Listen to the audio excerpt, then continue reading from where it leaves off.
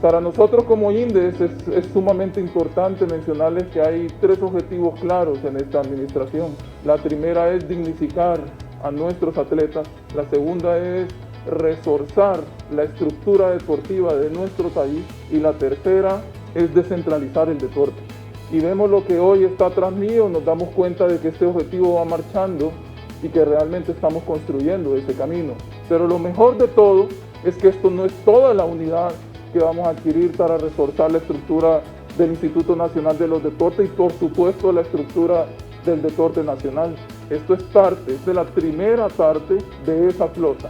Señores amigos y colegas del INDES, transportistas, motoristas, yo no les digo ni motoristas, les digo compañeros, ahí están sus unidades, cuídenlas, dignifíquenlas, fortalezcanlas, úsenlas al servicio de toda la población deportiva.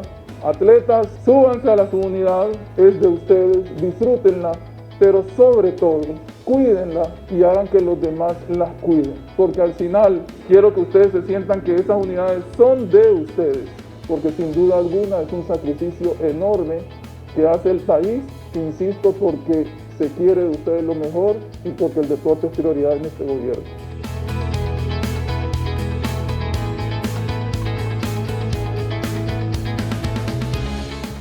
INDES, construyendo el camino.